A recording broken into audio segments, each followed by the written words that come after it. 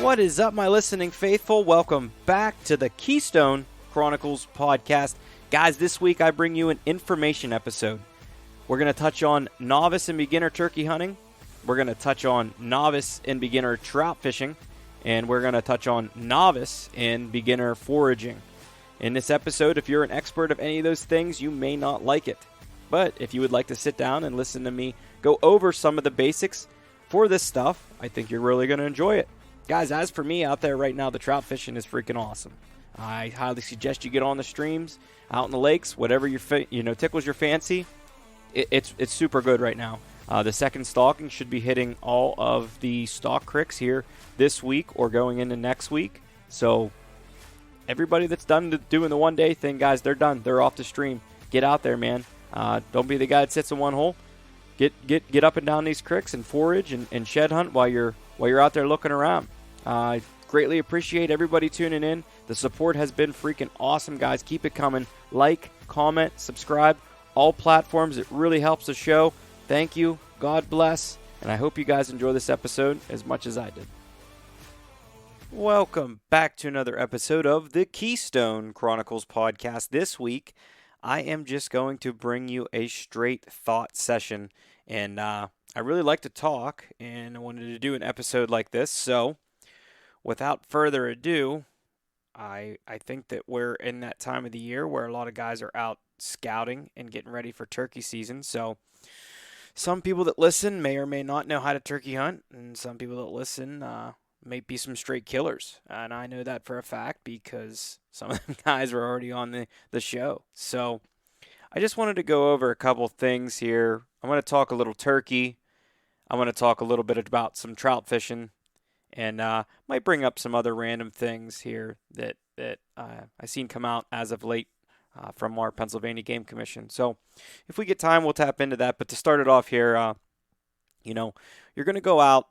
You're going to go looking for turkey. And I'll be honest with you, I'm not the best turkey hunter, but I do know how to go out, locate, and find some birds. And as far as the killing process, like I said, I'm not the best hunter as it comes to turkeys, but I like to get out there and turkey hunt while I'm out there. Maybe do a little foraging and shed hunting and just looking for deer. So that's something I really enjoy, and just wanted to go over a couple things here that you may or may not know.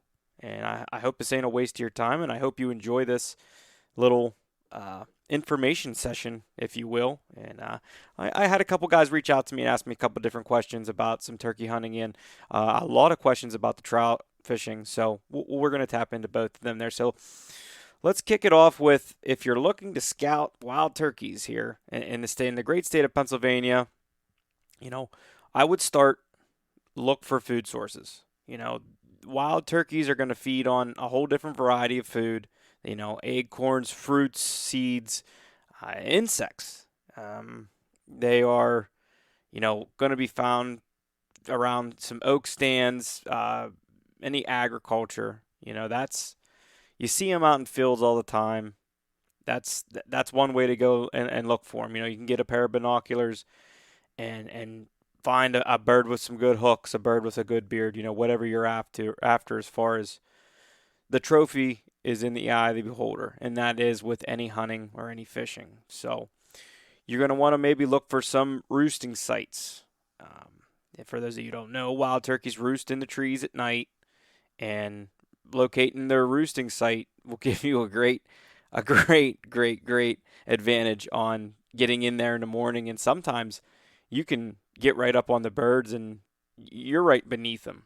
And, they call it the fly down. Sometimes they'll come down right where you're at if you're calling. And, they're right there. They're right in gun range, and you're able to get a shot. And that's – some guys are way better at it than others. But, if you can find some feathers and some scat, some crap on the ground, it's pretty self-explanatory. Big limbs. I've seen them on a lot of, bigger limbs hanging out.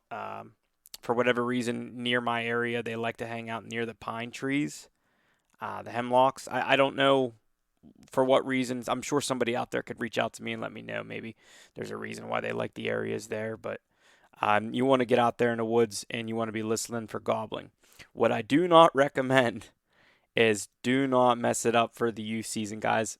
I, I don't want to tell you what to do, but I hate when I hear guys that are constantly out there calling the birds on on the public land, at least, right before youth season. And that's just because, I'm going to probably try to take a kid out and get a bird, or my cousin or my brother or whoever does it.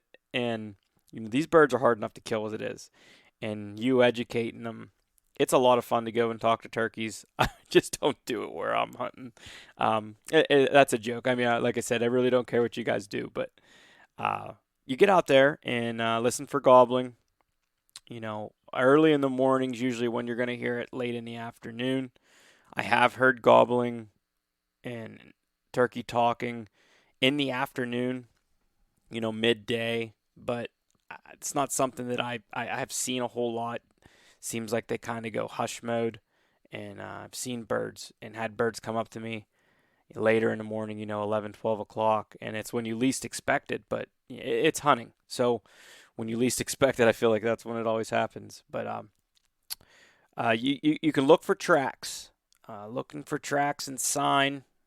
The wild turkeys, they leave a distinctive foot track. And if you don't know what that looks like, you're going to have to do that research on your own. It's kind of like a three finger split, if you will, I guess.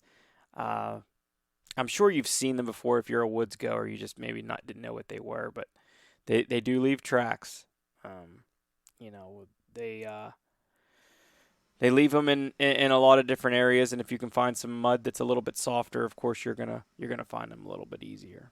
So, a couple other things. Um, if how they move, and the more often you can watch them and how they react to certain calls and stuff. A bird coming into you might be on high alert, right? They're listening for your calls, and what a lot of guys I feel like do and make the mistake of is calling very loud when a bird is very close, and that is a dead giveaway to a lot of older toms that, hey, something's up. And one way that you might see that bird's real sketchy and you might want to get a shot off as quick as possible is when you see their head kind of perk up a lot further than it normally would be, and they kind of start tilting their head and looking around, and almost in like a panic, looking for a predator nearby. So when you see that, 9 times out of 10 for me at least, it's like, okay, I'm busted, man, or I need to get this shot off and make a good shot here, as long as they're within range. Which brings me to the next thing I wanted to talk about, which was, it is great to be able to get a shot off on a turkey or any other animal, but we got to make ethical shots here, guys. We can't just be firing for no reason, wounding these birds. If you don't know, these animals are very tough. These birds are tough, way tougher than you think. If you do not shoot these birds in the head, I mean, you might wing one and you might be able to get a secondary shot off one and kill it, but these birds are super tough. I mean, you're talking about a 3.5, 3-inch shotgun, uh, 5-shot, 4-shot, whatever the heck you're using, and that's at 50 yards, 40 yards, and they're shooting these birds. If you don't hit them in the head, good luck. Good luck getting them. I've heard of guys getting birds like that, but that's the goal, guys. We want to take their heads off. So there's a whole bunch of different calls out there that you guys can use. Variety of calls available: box calls, slate calls, and mouth calls. You should try practicing all different calls to see which one is going to work best for you. Okay, I do not recommend you jumping into a mouth call, a diaphragm call, if you will, and just going out and making a bunch of weird turkey noises. I'm not saying you're not going to kill one, because if you're okay with killing a jake, by all means have at it, because you might get one to come running in.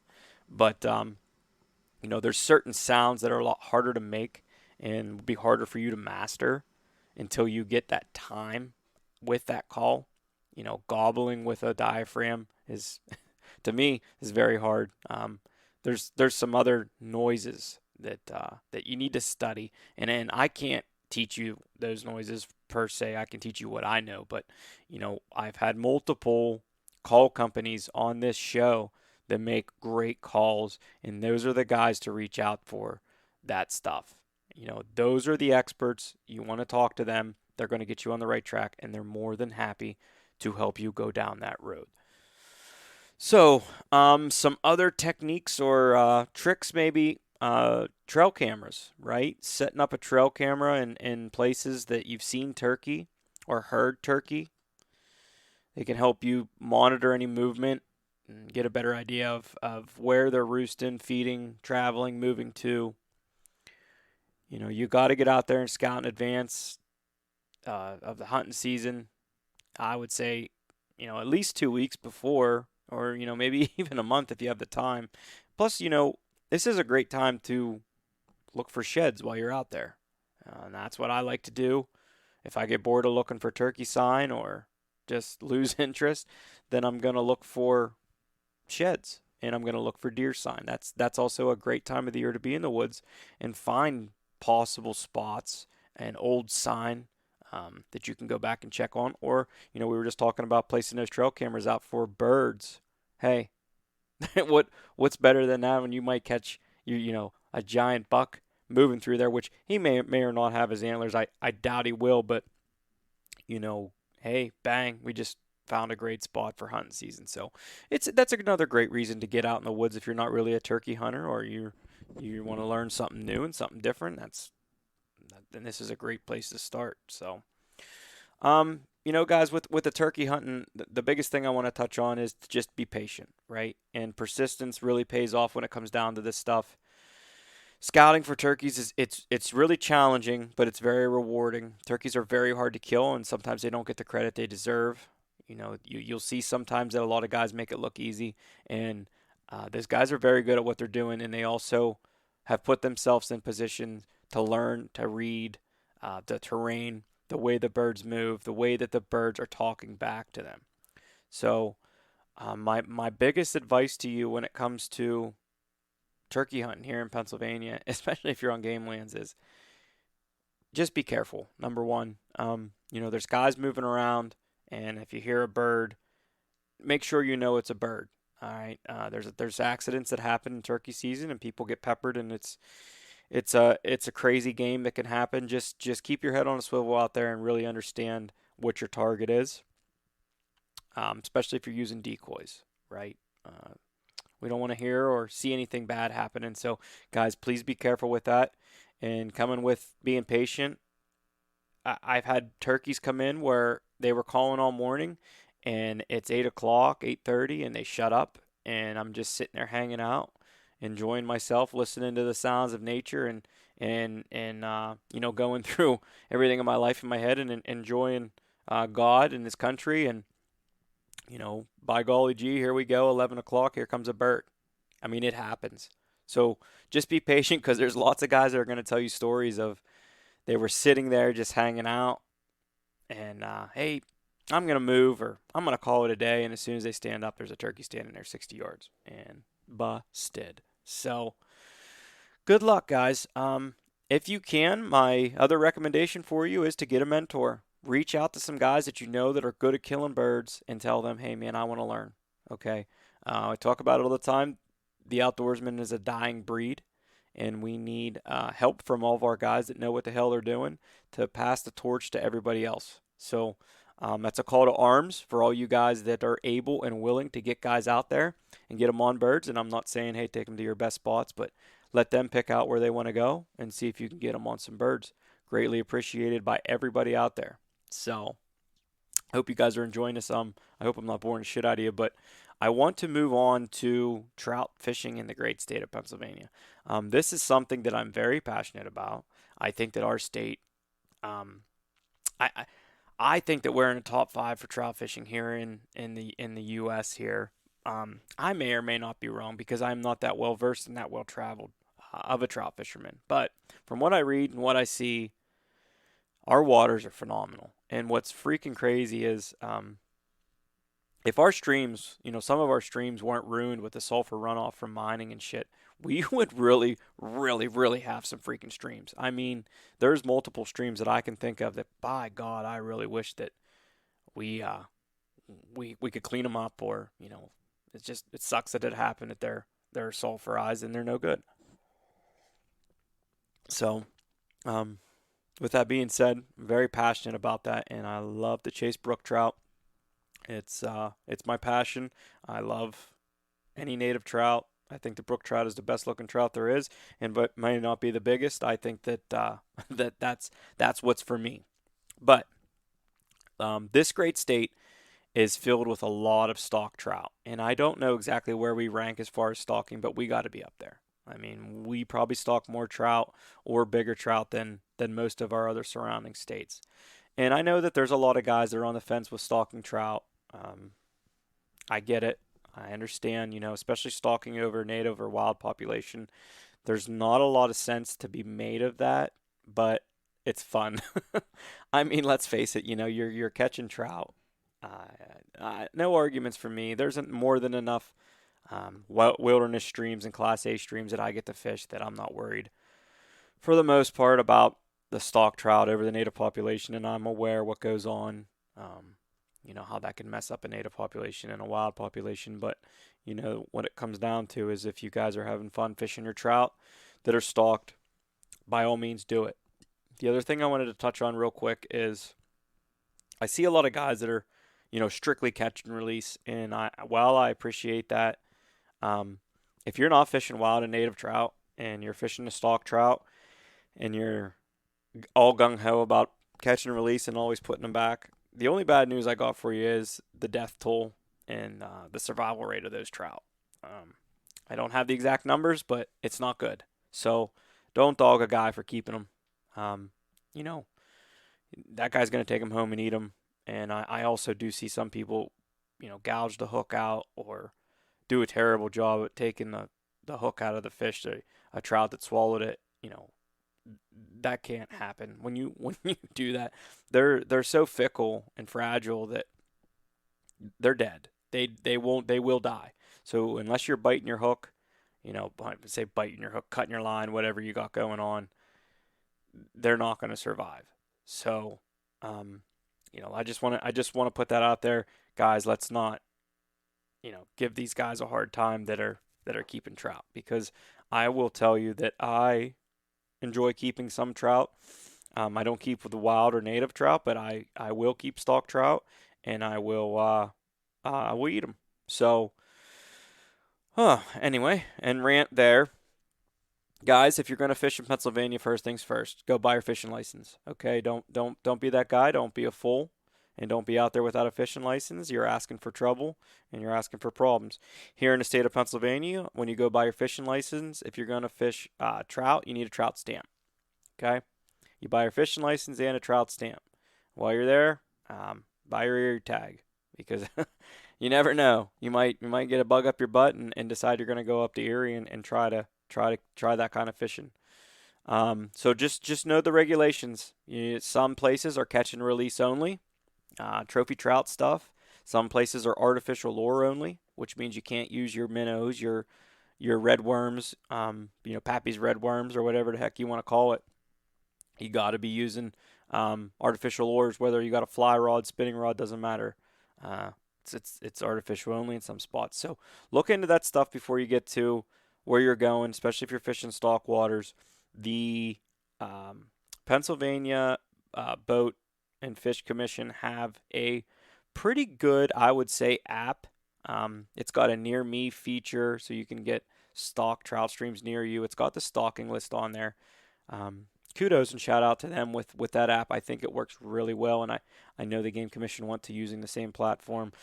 I don't want to go down the road of what I want to see changed on there, but let's go with finding good fishing spots, guys. Get out there and don't be the guy that gets out on a creek and finds the big hole and decides he's gonna put power bait on and park his ass there all day. I'm not saying that you can't do that, and I'm not saying that's not fun and that's not on your agenda. That's great and all, but what I'm saying is just get out, explore, man. Get on these streams and explore. There is so much water to be seen, and some of the water is freaking fantastic.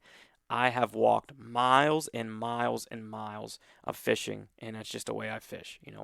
I'm run gung ho, 4 or 5 casts in one spot, and if I'm not catching them on a spot, I'm moving just because I want to see more water. So get out there and enjoy that, man. I have nothing against power bait. I think that sure, that's fine, but clean up your trash. I see power bait laying all over the freaking place, and your line and all that stuff. Come on, man. We need to be better than that. What I do is I take a backpack with me, and I put as much trash that I can carry and find in that backpack and bring it out there with me. We got to be better about keeping this shit clean.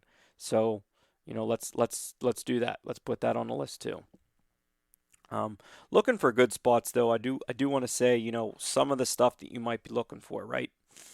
When you're on a stream, okay, now this doesn't, this is nothing for lakes and ponds and such, standing water, but when you're on a stream, okay, I want you to envision this. You see the water and you see bubbles on top of the water, okay? Those bubbles are usually the trout feeding lines, okay, and they're going to be right to the side of a riffle or a rock or whatnot, to where that fish can kind of hang out there and only has to just lean out to the side or whatnot and catch some dinner floating by. It's very minimal effort for that fish to kind of lay there, and they're protected, kinda. Um, some other things to look for. Um, if you guys see that foam, the water will actually get a foam in certain spots, where you have a log hanging and the water's kind of hitting the middle of the log. You'll get like a foam. Guys, I can't tell you of a better giveaway of where the trout are at. That is an easy place for a trout to catch dinner. That foam sitting there and those bugs and such and whatever's on the water, it hangs up there. And it's usually, them living under the log right there, and they're hanging out. Get your lure up under there. Get your Euro nymph under there, on your fly rod. Whatever you're using, that is a dead giveaway. Um, Usually you'll find that in like a little bit of a deeper water spot too. So you may even find a bigger trout in a spot like that. Some other things to look for is heavy bends. So if you're going to go and look for a random ass creek or waterway, and it's stocked, or you may think it holds trout or whatnot, if you pull it up on your map, whether it be Onyx or Spartan Forge or whatever you're using nowadays, if it's a really bendy creek, I really highly suggest that you go there, okay? Because the holes, the eddies, the oxbows, they're plentiful on those kind of creeks, and I will almost guarantee you that they're holding a good amount of trout. um, it's really hard for animals to eat them, right? For predators to get them if they have heavy bends in these creeks, because what happens is you'll get these overhangs up underneath what you're seeing, whether it's underneath tree limbs, root system, just eroded banks, and that's where they're hanging out. There's lots of people that are listening to the podcast saying, "Oh, yeah, well, no shit." But there are other people that don't know this stuff. So be patient with me here. Um, that's where you're going to find a lot of bigger trout too.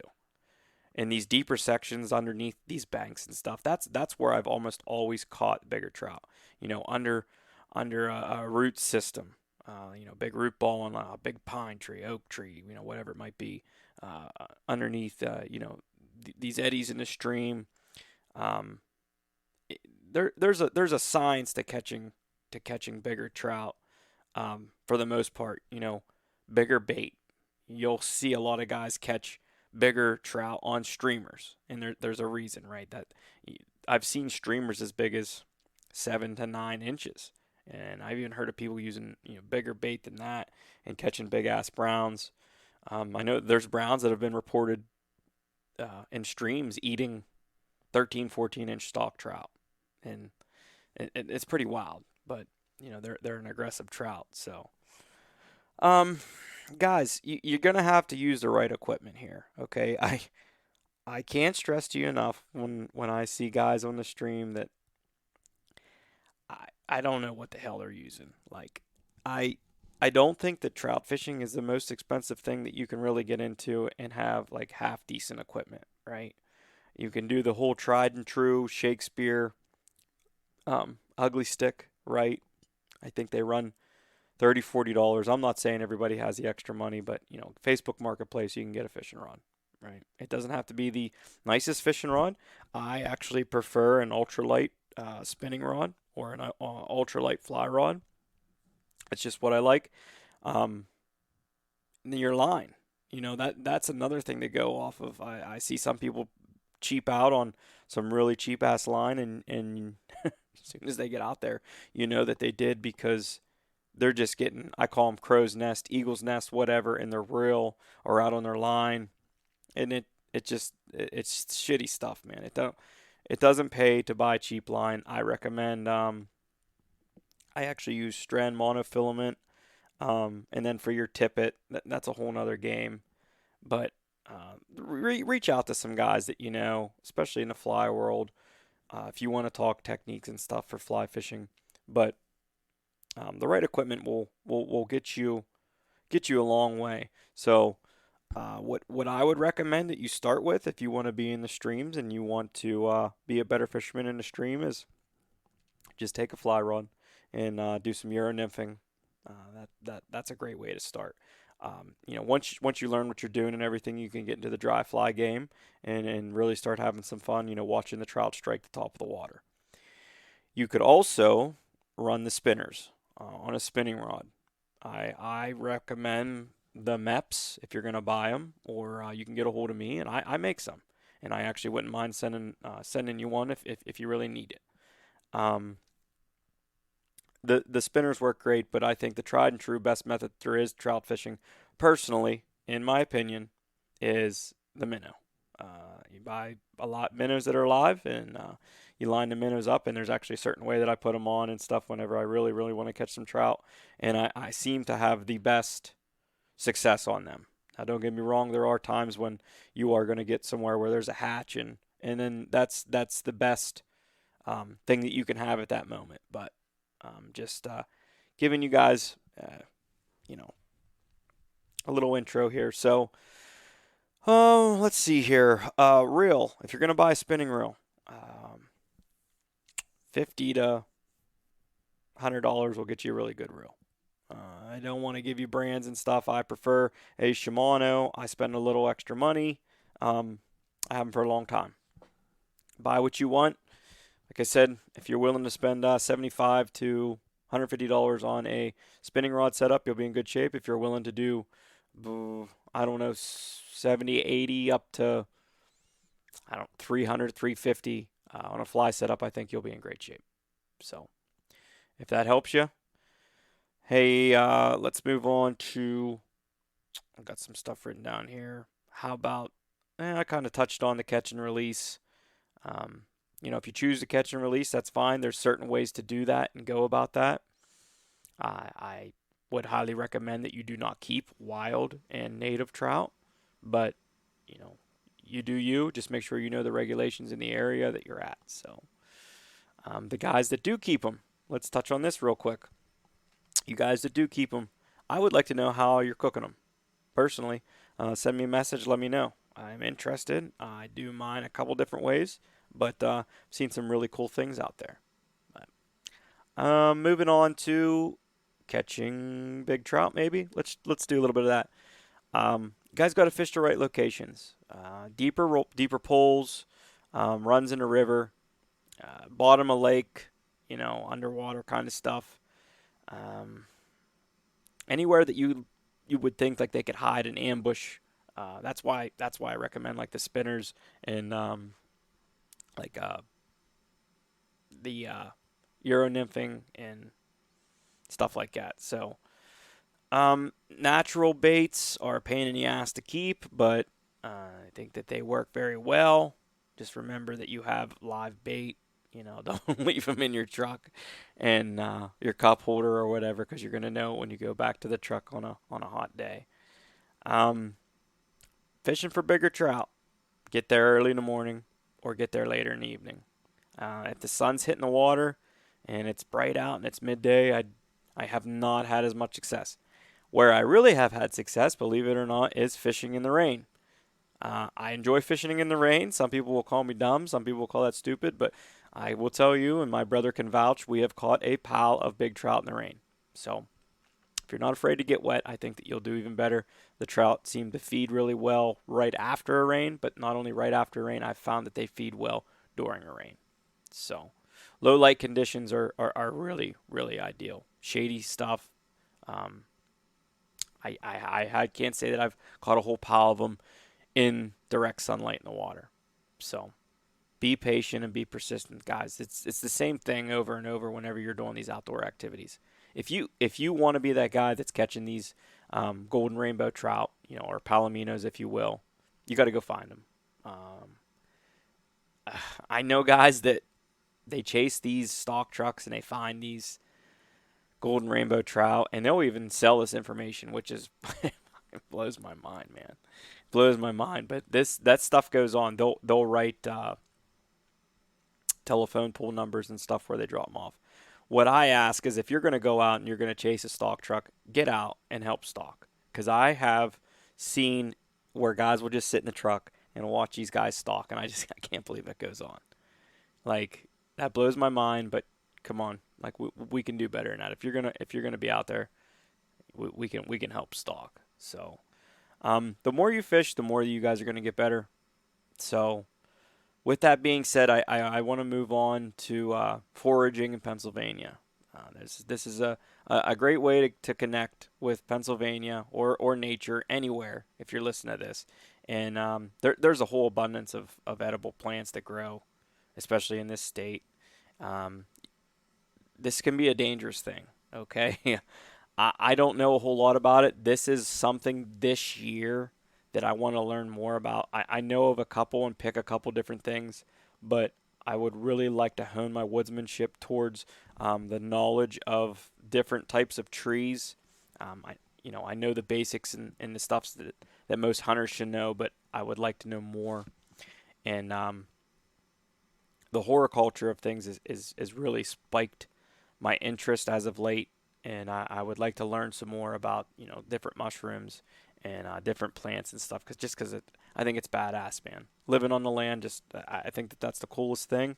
So definitely learn how to identify any edible plants before you get into foraging. Learn how to identify them and get a hold of a mentor. That is my number one recommendation when it comes to this shit, man. Because when you get in the woods with them guys, like, you can sit here and read all you want. Morels grow here and papinkis grow here, and east facing slope, south facing, yeah, all that. You can take all that stuff to the bank all you want, but you go out with someone that knows what they're doing, and you'll be like, well, I thought, and they'll say, oh yeah, sure, you thought, whatever. But just watching them and learning from them, and then not only that, hey, don't pick this. I know that this looks just like this, but here's how you tell the difference, right? Oh, the root ball system or this or that. So if you can find a mentor, if not, take a book with you. There's a lot of different apps on the phones and stuff like that now that you can take pictures of stuff, and usually it'll tell you what it is. But just be careful with that. If you bring it home, even getting a hold of your local gun shop or whatever, there might be somebody that he knows or she knows that's in the area foraging. Sportsmen's, your local sportsmen's. I know there's a lot of guys here at our local sportsmen's that know what they're doing. So regulations, guys, back to the regulations. Make sure that you're picking the right stuff. There is stuff that you're not allowed to pick in certain areas that you're not allowed to pick it. So to each is their own, and what you do, I don't care about. But, if you get caught picking this stuff in the wrong area or picking the wrong stuff, it can definitely, there can definitely bring consequences. So, be mindful of the impact that you're going to make on the environment. You only really need to take what you need. I know a lot of guys that will find a lot of morels, and yeah, I know there is a market in selling them.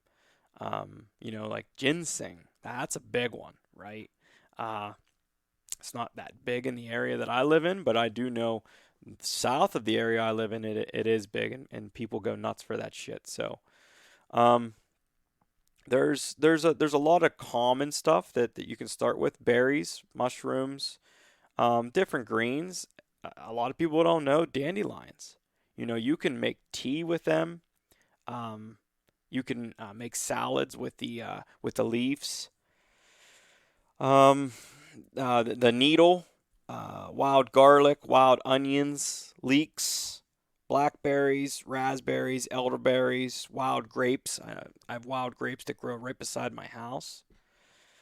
Um, you know, like I was saying before, this stuff can be toxic, and a lot of this stuff has a lot of poisonous things that look just like it. So be prepared to learn how to cook it in a specific way and make sure it's safe to eat. Soaking it in salt water, like morels and stuff, they'll get bugs in like the little pores and stuff. It's very porous. I would definitely soak them in salt water and um, baking soda. It'll get them stuff. It'll get that stuff out of there. Berries, blackberries, raspberries, blueberries, strawberries, pies, jams, and smoothies, stuff like that. There's a lot of nuts, hickory nuts, black walnuts, acorns. Super common, and they can be eaten raw. They can be roasted. You guys can use them in your butters and baked goods. You got different greens such as dandelions, your wild garlic, chickweed, needles, commonly found anywhere in Pennsylvania. And they can be eaten raw with salads or cooked dishes. You know, you can put them in your soups, in your stews. Oh, mushrooms. Pennsylvania, we got a lot of mushrooms here. Um, Morels, oyster mushrooms, chicken of the woods, um, Papinki's, super popular one. I think morels are probably the most popular one that we have here in Pennsylvania, but um, it seems like the foraging is kind of taken off, and I've seen a lot of people um, getting a lot of interest in it, and it makes sense. It is badass, and like you see stuff that's just herbal medicine, and people are using this stuff for medicinal purposes. It's crazy. It's free, and it's out there. You just got to go find it. And while you're out there, like I said, you take your fishing run, or you're scouting turkeys, or you're out looking for sheds. It's just the world outdoors is waiting for you, and these doors are open. I mean, you don't even have to twist the handle, just walk through the doors. If you guys are afraid or you don't know what you're doing, there's so many different ways to go about this. You can buy a GPS or a super simple way to do this. If you're afraid of getting lost, because I hear that from people, and I mean, I can't imagine that just because of the way I was raised. But there's a simple little thing called a backtrack. Garmin makes a thing called a backtrack, and all you do is hit the button, and it'll follow your footsteps in. And when you're ready to go back to the truck or the car, you press backtrack. And there's a big ass arrow that comes up on a watch looking thing and points you right in the direction you just came from. So it's super, super convenient to have, and I highly recommend. It's one of them things. Another thing is learn to read a compass, guys. It's super simple. Or maps. Just get a map out. I know a lot of us hunters and guys like me, fishermen alike, all we do is look at maps. Topo maps and 3D maps and um, especially property lines. I'm constantly using GIS, so trying to find access here or there. Uh, so I just wanted to take this time to thank everybody for listening to the show, and I've been super super busy these last couple weeks. I have a daughter coming here within the next 2 or 3 weeks, so I'm super excited at that, and busier than I can ever be. I have another daughter here that keeps me super busy, and shit's been wild, man. And I just want to thank all you guys for this crazy ride, and I really enjoy this podcast, and I enjoy bringing you as much good content as I can bring. The guys that are usually reaching out are usually the same guys. I really appreciate you. Hey, this sounded great. What about this? What about that? Can you touch on this? Can you touch on that? I Can't thank you enough. So thank you guys for commenting and rating and subscribing. That helps the show more than some of you understand. So if you guys have anything else that you want me to touch on, we're definitely going to do a lot of deer talk. Um, just not yet. Just not yet. We're going to keep the turkey talk and the fishing going. We're going to bring some people through, probably with a little bit of like hiking talk or some other places to visit in Pennsylvania. That's the plan moving forward here. We're going to highlight some of the cool shit that we have here in this state. So if you guys know anybody that wants to get on the show or they really enjoy listening to the show and want to talk to me, please reach out to me. I love talking to new people. Getting people that know what they're talking about out on a platform like this is exactly what we want to do. So if you know, especially older people, people in their 50s to 90 years old, man, get me in on that. I need to be talking to them. That's what I enjoy. The knowledge is unreal. So thank you guys for this time. If you want me to touch on anything else, hit me up. Keystone Chronicles Instagram, Facebook page, YouTube channel, all that other stuff. It's out there. Thank you guys so much. I really appreciate your time. I hope you enjoyed this session, and God bless. You guys have made it to the end of yet another episode of the Keystone Chronicles podcast. Hope you guys really enjoyed that episode. Great for the beginners, like I said on there. If you guys have any questions, don't be afraid to reach out and hit me up on any of the social media platforms that the Keystone Chronicles podcast is on. Thank you guys so much for being supportive. I hope that you really enjoyed it as much as I do, and we will talk to you soon.